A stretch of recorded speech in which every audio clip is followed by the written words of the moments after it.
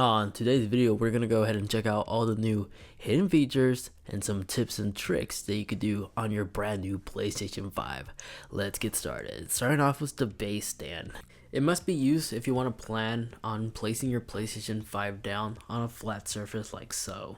It just lines up with the PlayStation logo from the back. But what you probably didn't know, although yes, you can let it stand like this by itself without having a stand, but it's recommended to include this stand because if you actually look at it, it actually rotates. And when you rotate it, there's this mysterious box right here which unveils a screw. This screw is supposed to be screwed on the bottom of your PlayStation. And then on the bottom port, there's this opening right here. Just take like a simple small tool and it simply just pops off. You could tighten the screw with either a penny, a flathead, or a nail. In my case, it was the only thing I had. And just tighten it and then you just attach this like so. Just make sure before you place this on that the back part lines up with the rear end like so. And that's basically it. And then the black cover piece that came off simply just goes in right here, as it has a nice placeholder right here. So whenever you have to take it off again, you could just reattach this cover piece. So the new PlayStation 5 controller, this new redesign actually gave this thing a lot of new features, and some of these are somewhat hidden. And yes, it also has some interesting funny Easter eggs like the grip texture. It's actually little PlayStation logos right here on the bottom. But there actually is an additional button, a few actually. For starters, this new share button actually serves multiple functions. If you press and hold, it'll take a screenshot. If you double tap, it'll record. If you tap once, it'll bring up a menu option where you can select between a new record, a screenshot, or save recent gameplay. And if you go all the way to the right, you could adjust your broadcast settings right here without having to go into the system settings, as well as adjust some of your capture settings as well. If you want to include high dynamic range, you could adjust that here, the resolution, and etc. if you want to include your mic or not, or even party audio. And below the PlayStation logo button is the new mic control button right here. By single tapping it, this will mute the microphone that's built into the controller. But if you press and hold for a couple seconds, this will actually mute not just the microphone, but also mute your television as well. And whenever those two either devices are muted, this will actually be orange. And then if you like to turn off your controller independently without having to go into the system settings, just hold down the PlayStation button as well as the share create button, and just hold it down until it turns off just like so. Then if the controller is turned off, and if you want to pair it to like a tablet or another cell phone in its Bluetooth settings, by simply holding down the PlayStation button as well as the create button when it's turned off, keep holding it until it begins rapidly flashing like this, and now the controller is in pair mode, so you can pair it on to another device. Now, new for the PlayStation is the new control center. By tapping down the PlayStation button once, this gives you access to this cool looking toolbar, which will show you your previous games you played, the achievements. It'll track all this for you, as well as you can see your notifications and your recent activities like your recent screenshots and such.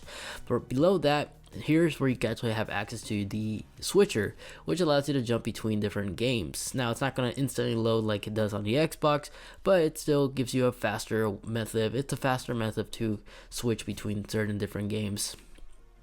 But here's also your notifications, and on top of here is where you can enable do not disturb, very similar to like a smartphone. It's kind of nice.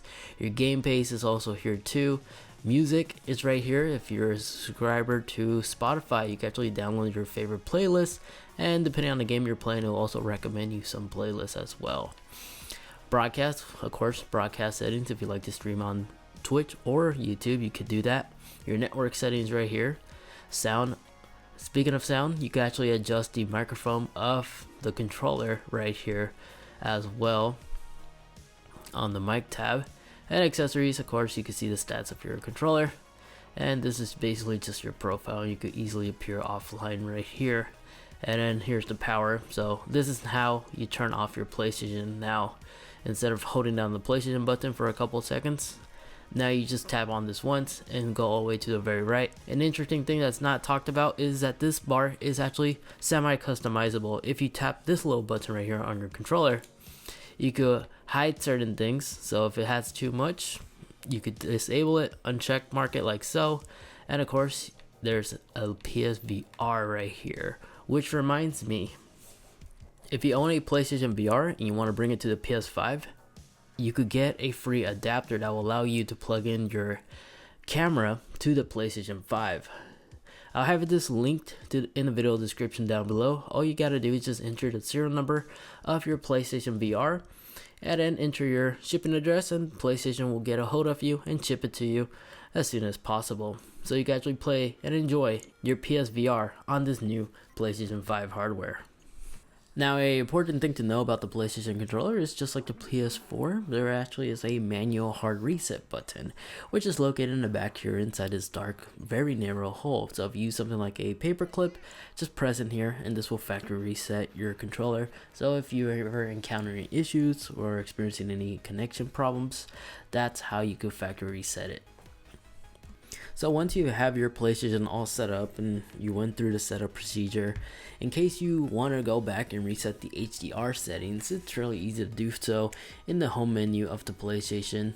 Just go to the gear icon and right here, go down to display, screen and video, and just go into adjust HDR. And this is where you could basically go back and readjust these final settings. Remember, for each of these squares, you gotta make sure that the icon is barely visible. And then another thing you can also do is actually go into your TV settings. Double check and see if your television is on game mode for the fastest respawn time possible.